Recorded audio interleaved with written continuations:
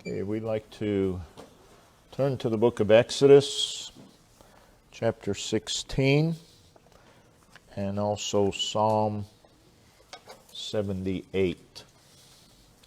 Exodus 16, Psalm 78.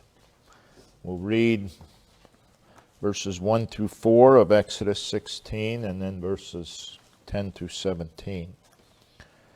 And they took their journey from Elim, and all the congregation of the children of Israel came into the wilderness of Sin, which is between Elim and Sinai, on the 15th day of the second month after their departing out of the land of Egypt. And the whole congregation of the children of Israel murmured against Moses and Aaron in the wilderness. And the children of Israel said unto them, Would to God we had died by the hand of the Lord in the land of Egypt, when we sat by the flesh pots, and when we did eat bread to the full. For ye have brought us forth into this wilderness to kill this whole assembly with hunger. Then said the Lord unto Moses, Behold, I will rain bread from heaven for you, and the people shall go out and gather a certain rate every day, that I may prove them whether they will walk in my law or no. And then over in verse 10 through verse 17. And it came to pass, as Aaron spake unto the whole congregation of the children of Israel, that they looked toward the wilderness, and behold, the glory of the Lord appeared in the cloud. And the Lord spake unto Moses, saying, I have heard the murmurings of the children of Israel. Speak unto them, saying, At evening ye shall eat flesh, and in the morning ye shall be filled with bread, and ye shall know that I am the Lord your God. And it came to pass at evening the quails came up and covered the camp, and in the morning the dew lay round about the host. And when the dew that lay was gone up, behold, upon the face of the wilderness there lay a small round thing, as small as the hoarfrost of the ground. And when the children of Israel saw it, they said to one another, It is manna. For they wist not what it was. Manna meaning, what is it? Moses said unto them, This is the bread which the Lord hath given you to eat. And this is the thing which the Lord hath commanded. Gather of it every man according to his eating. An omer for every man according to the number of your persons. Take ye every man for them which are in his tents. And then in Psalm 78, we'll read verses 23 through verse 25.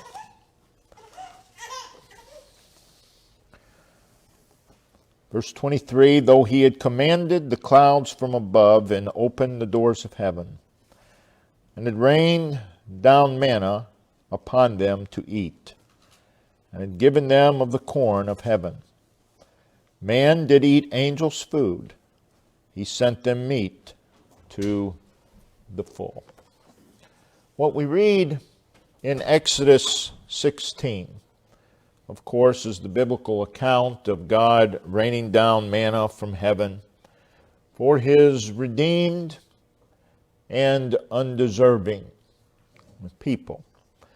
In Psalm 78, there is a review of this redeemed people's history from Moses to David.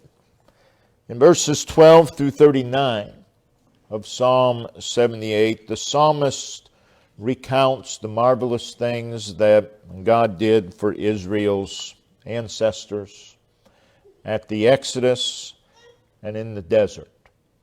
In verses 40 through 72 of Psalm 78, the psalmist recounts the marvelous things that God did for them as a nation from the time of the plagues to giving them David as their king. In our text in Psalm 78, we want to notice that the manna spoken of in Exodus 16 that we read is referred to in verse 25 as angels' food. Angels' food. It says there in verse 25, man did eat angels' food. That is, man partook of the very food that the angels of heaven feed upon. Man did eat angels' food. What a remarkable statement. Man did eat angels' food. Man partaking of the food of heaven. The very food of the angels, it says. Our subject this morning is angels' food from above for us. Angels' food from above for us. First of all, we want to look at the details of this event of the Lord sending this bread, this manna from heaven.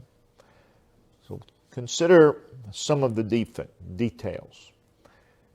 It is an event that involves a redeemed people. The book of Exodus opens, of course, with the Israelites in bondage. And that is a type of the bondage and oppression, of course, of the unsaved sinner.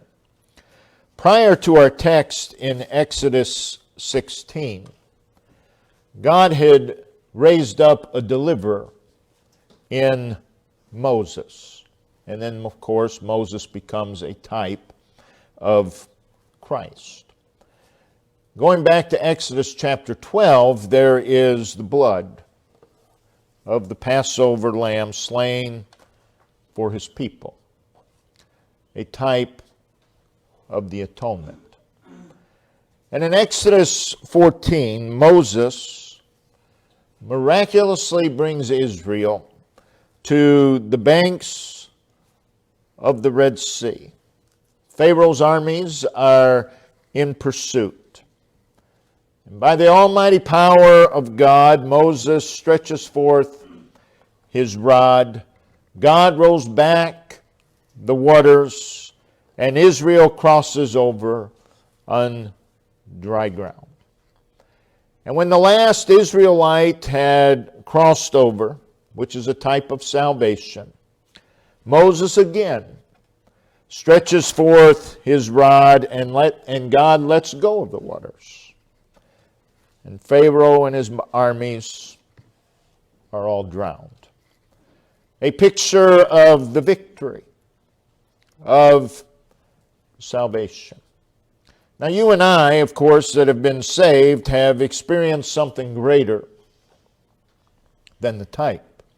You say, well, that's pretty great what we read of the Red Sea. Yes, it is. And we've experienced something greater. Because we have been liberated, we have been released, we have been rescued from the bondage far, far worse than Egyptian bondage. We have been loosed from the power and grip of something far more powerful than Pharaoh. We, by the miraculous power of God, have been brought out of a spiritual grave. We have been rescued from the weight of sin and death. We have been lifted out of the filth of sin. We've been loosed from the guilt and the condemnation of sin. We've been set free by the miraculous power of God. Set free from a grave of spiritual alienation and estrangement from God. Rescued or released from spiritual bankruptcy. We have something far, far greater than the Israelites being redeemed from Egypt. So prior to our text in Exodus, in Exodus chapter 15, we see a redeemed people, the Israelites. They're thrilled. They're excited about what the Lord had done in their lives. And they're filled with passion and thanksgiving. And in Exodus 15, we see them lifting up their voices, praising the one who had delivered them from Egyptian bondage. They are completely absorbed with the Lord. They are completely taken up with the one who had redeemed them. So what we read here in Exodus 16 and Psalm 78 involves a redeemed people. This event also involves, this redeemed people is a very fickle people. The miracle that we read of, the raining down of bread from heaven, involves a redeemed and a very fickle people.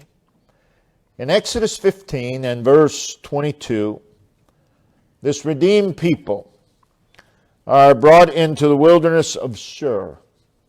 And it says that they went 3 days and found no water. So for 3 days, they journeyed in the hot and sandy wilderness, without water, experiencing the bareness of that wilderness. Verse 23 of Exodus 15, they're weary, they're parched, and they come to a place called Marah. And there was water there. And once again, they get excited. We can finally get a drink. And we read in verse 24 that this redeemed people, who were so thrilled and excited, singing praise to God just 3 days earlier, the people murmured against Moses, saying, "What shall we drink?" You see, the water at Marah was undrinkable. Reading on, we see that the same God who had miraculously brought them across the Red Sea, He intervenes and He makes the waters drinkable. The power that turned the bitter water into sweet was God. And God was teaching them their need of Him. He's redeemed this people, and He's telling them, you need me. He's teaching them, I am your resource. You can depend on me. In verse 27, God brought them from Marah to a place called Elim. It was a very pleasant place filled with palm trees, and He allowed them to rest at Elim. And then coming to our text, they have journeyed from Elim, and now they are between Elim and Sinai in a place called the Wilderness of Sin. It's now been 30 days since they were miraculously redeemed from Egypt. 30 days since they have been redeemed from the cruel rule of Pharaoh and his taskmasters. And there they are in the wilderness. Their resources are depleted. There they are, they have nothing to drink. And once again, Exodus 16 verse 2, and the whole congregation of the children of Israel murmured against Moses and Aaron in the wilderness. And hear what they say. Verse 3. And the children of Israel said unto them, would to God we had died by the hand of the Lord in the land of Egypt, when we sat by the flesh pots. They've rewritten history now. People do that often. And when we did eat the bread to the full, what they're saying is, well, we had it so good in Egypt. Again, they've rewritten. They've revised history. God had shown up in their lives in Egypt. God had shown up in their lives at Marah. God had shown up in their lives at Elam. They've experienced God in their lives. And here they are, in a place where God has brought them. And here's what they're saying. Your deliverance of us has put us in a place where we cannot survive. Here is a people that just shortly before had experienced the miraculous power of God. And they are now questioning God's ability to take care of them and to provide for them. They are questioning God's wisdom. They are questioning God's power, His goodness, His love, His faithfulness. They are saying, why have you brought us out here? Why? We can't survive here. Here's a people who had personally experienced the intervening, miraculous, almighty power of God, and yet the attitude of their heart is far, far, far from God. Which serves as a reminder. You and I can know this book and yet be far from the author. You can sing songs about Christ and be far, far away from the Christ of the song. Serves as a warning. They were led to their location, these Israelites, by God. And yet their heart is far from God. You can be in the right church. You can know all the spiritual cliches. And you can even look spiritual. And be far, far away from God. You can come to church on a regular basis. You can hold a position in the church. You can be respected and then looked up to by those in the church, and yet be far from God. And be stuck in a wilderness. A lot of people that come to church, but they're stuck in a wilderness. So there they are. They're tired. They're hungry. They're thirsty. And they're irritable. Here was a miraculously redeemed people. And they have stopped believing in the God who has showed up in their lives. And the whole congregation of the children of Israel murmured. Just a little while ago, they were excited, filled with praise to God. Oh, how quick our song can change. One change of circumstances, and we go from singing praise to God to griping and whining. We're just like them. Just like them. They were moody. They were a messed up people. And when they were in the bondage of Egypt, living their lives under the dominion of the cruel taskmasters, remember? Exodus chapter 1, they cried, "Oh God, get us out of Egypt. Oh God, we don't have any life down here in Egypt. We're mistreated in Egypt. We're miserable. Oh God, please get us out of here. And God brought them out with a mighty hand. And here we are in Exodus 16. And here I'm talking to God. Oh God, let us go back to Egypt. We ate good in Egypt. We had a weekly allowance in Egypt. They've revised history. Their hearts and minds were back in Egypt.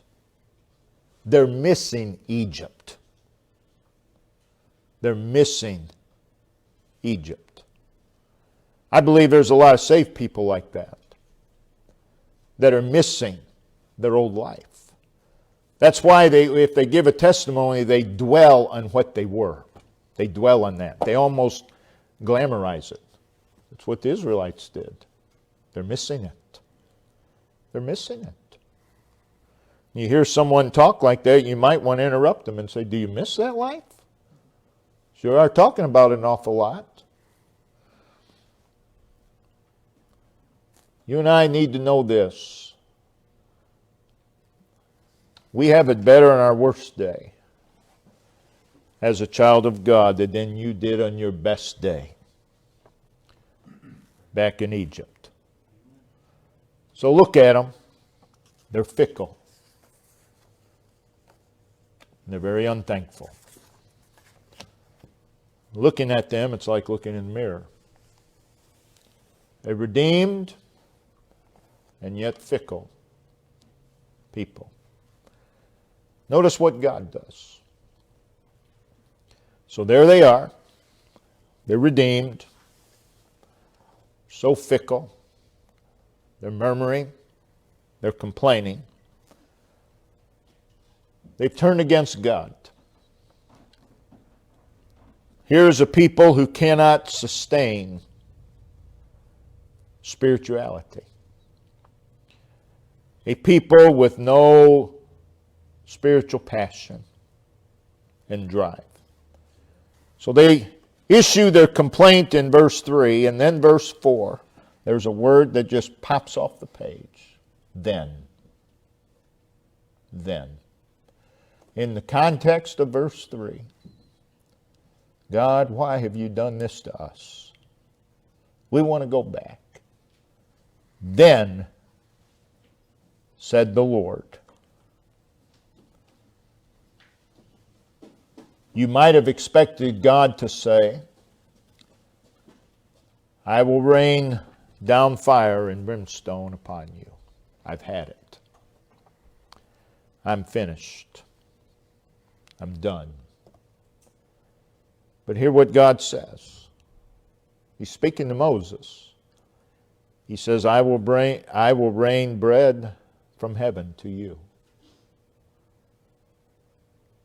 Following their complaints, we hear a promise from God. What they truly needed would not come from Moses, would not come from Aaron. They needed something that came only from God. And then notice in verse 4, then said the Lord unto Moses, behold,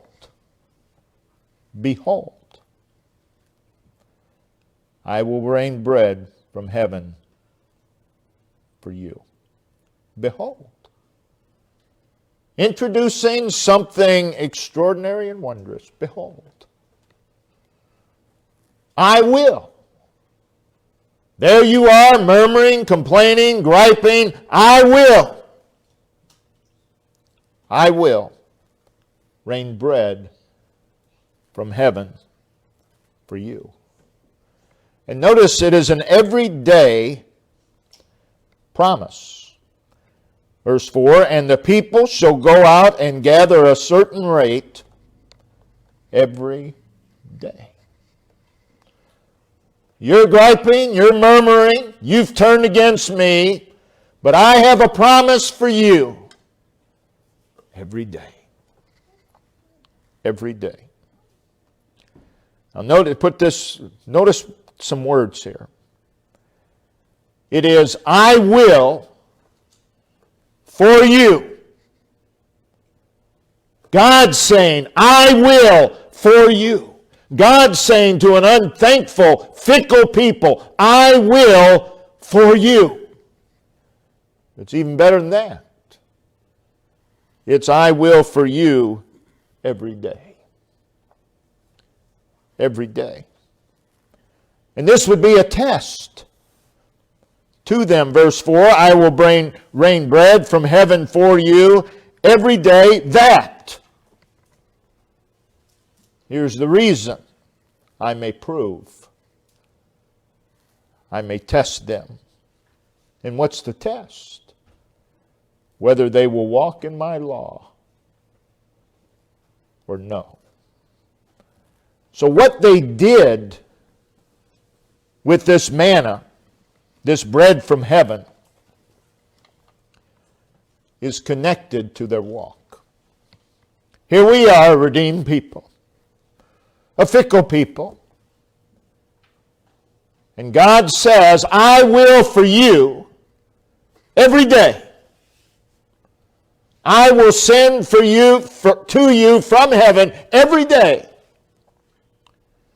And I'm doing this to test whether you will walk in my law or not. God sends us angels' food every single day. And every day we do something with it. He hasn't missed a day.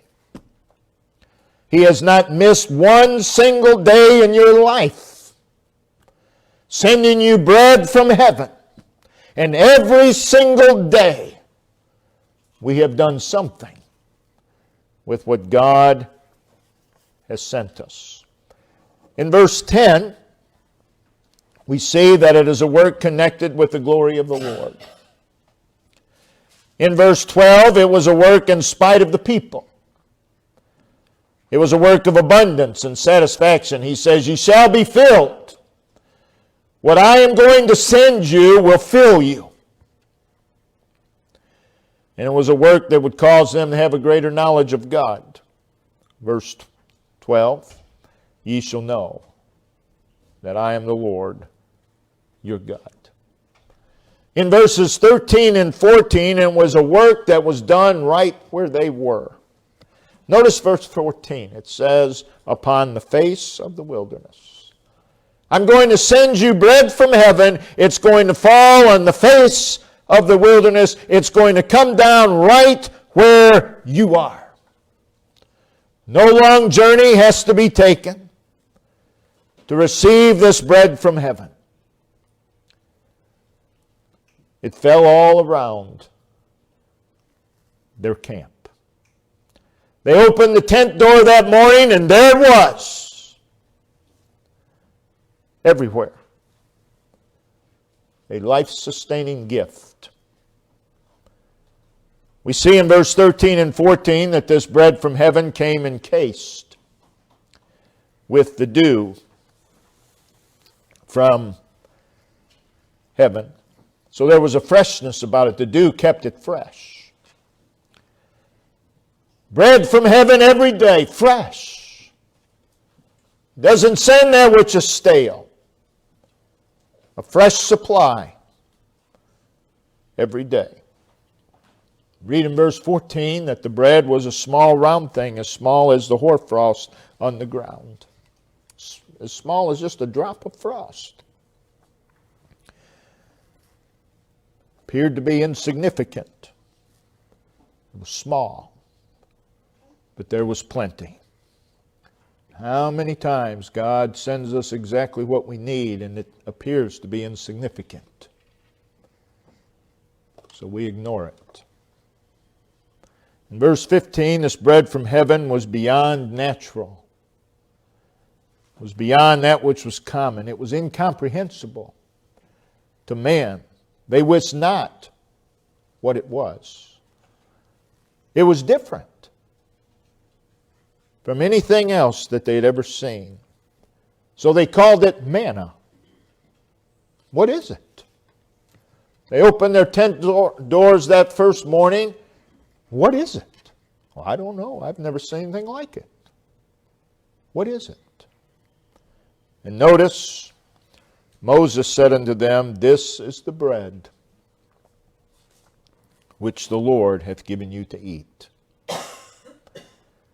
It is not, This is the bread which the Lord hath given you to observe and talk about. But this is the bread the Lord hath given you to eat. They were to appropriate it to themselves. Notice the instruction in verse 16. This is the thing which the Lord hath commanded, gather of it. Gather of it. Every man according to his eating. Gather of it. Here it is, sent from God, right where you are. Gather it. Don't just look at it. Don't just talk about it. Gather it. Gather it. So what does this bread typify? Well, the bread from heaven, this bread which came directly from God, of course, is a gift from God. Came to where they were. It was fresh every morning. It sustained their lives. Though it appeared to be so insignificant, we see also that it was white in color. It was incomprehensible. We read that it was sweet to the taste. It was the food of celestial beings, according to Psalm 78. It's Jesus Christ. We hear Jesus say in John 6:48, I am the bread of life. In verse 49 of John chapter 6, your fathers did eat manna in the wilderness. And then in verse 50, pointing to himself, he said, this is the bread which came down from heaven. It is a picture of Jesus Christ. And Israel has a redeemed people, mirrors you and I that are saved, and Israel in the wilderness and their history mirrors you and I as well.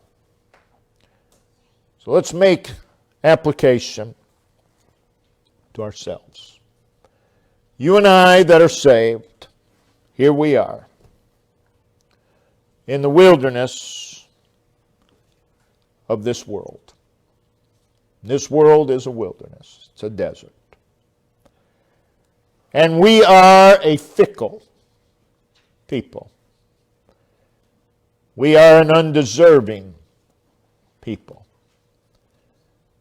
But hear what the Lord says to us. Behold, verse 4, I will rain bread from heaven for you. Again, I for you. I for you. God is saying, I have something. I have something heavenly for you. And I'm going to send it from heaven, what I have for you. Again, it is called angel's food in Psalm 78:25. And in the context of that, here Jesus saying and pointing to himself, this is the bread which cometh down from heaven. And here Jesus say, I am the living bread which came down from heaven. And know this, the Lord has something for each one of us every day in Jesus Christ. Every day. Hasn't missed a day. Every single day. Could you imagine what you and I would be, where we would be, if we gathered everything that the Lord had for us every single day since the day we've been saved? We'd be a lot different. We'd be a lot different. But no, we continue to be a fickle people. Just like the Israelites. Every day. I'm going to send, God is saying, I'm going to give you what you have in Jesus Christ. Not all of Israel's days were the same. Not all of our days are the same. In a day, there's a wide spectrum of activities and occurrences on any given day. In the span of a day, and over the course of days, there have been joys, there have been heartaches, there have been sorrows. There have been enjoyments, there have been distresses. There are days that are very convenient, and there are days that are not so convenient. There are days of ease, and there are days filled with difficulties and troubles. There are highs, there are lows. There are bright days, there are fruitful days, and there are days that are dark, and days that are stormy. There are days of strength, there are days of weakness. There are days of wavering, there are days of settledness, and on we could go. But you get the idea. Not all of our days are the same. But hear the Lord say, I will rain bread from heaven for you. And this is true every day, regardless of the day. And then hear Him say, go out and gather it. I will do this for you every day. Now you go out and gather it. God knows us individually. He knows our circumstances. He knows what our circumstances are going to be an hour from now, a minute from now. He knows our burdens. He knows our difficulties. He knows our obstacles. He knows our struggles. He knows the condition that we're in. He knows what we need. He knows what we're going to need. And God says, I'm going to send to you from heaven. Gather it. Gather it.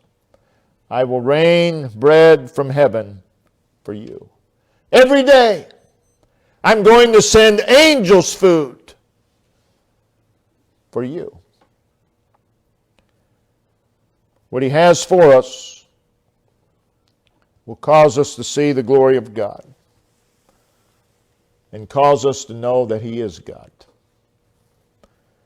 So hear God say, I will rain bread from heaven for you. And I'm going to do this every day. And that bread is what God has for us in Jesus Christ.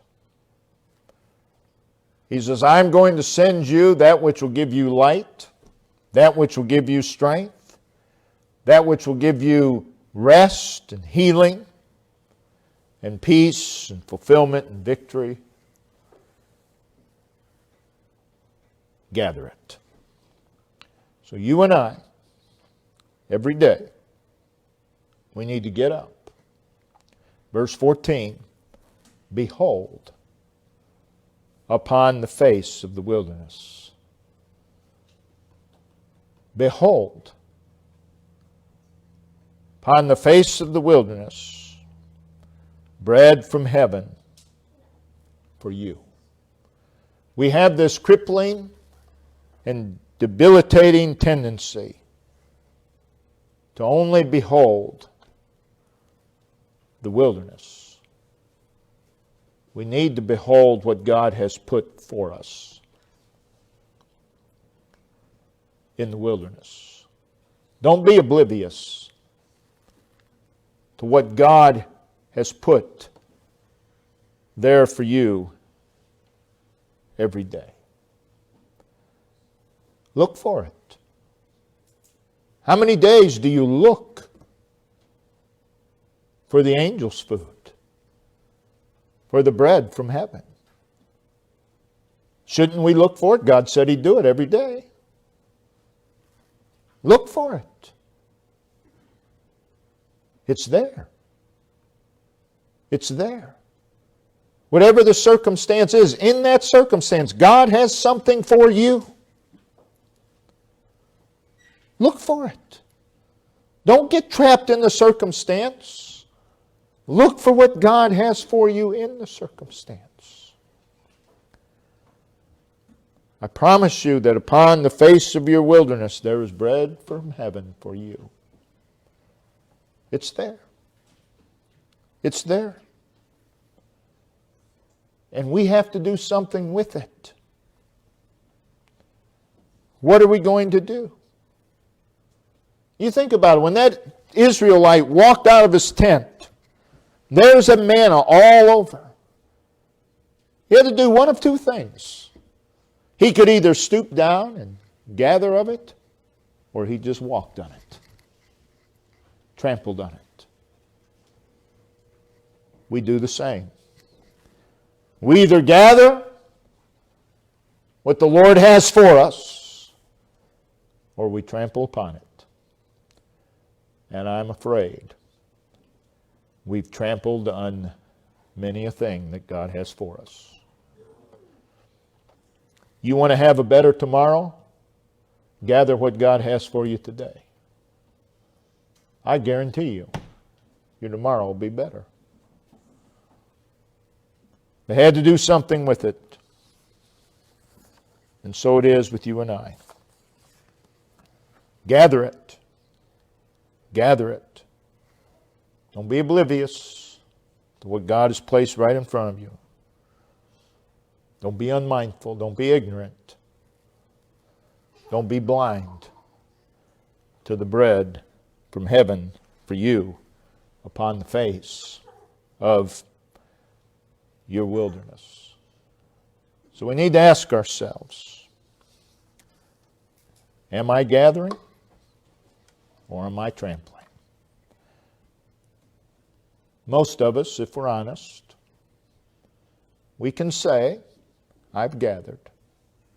I've gathered. But if we want to really be honest, we also must say, I've also trampled upon what the Lord has put there for me. Got so caught up in the circumstance, so caught up in my feelings or whatever, that I just walked and trampled upon what God has placed there for me. I pray that we do gather every day. I pray that we gather more and more every day. And that we trample less and less every day upon what God has given us. Brother John, if you'd come and lead us verse song, let's all stand. Brother John will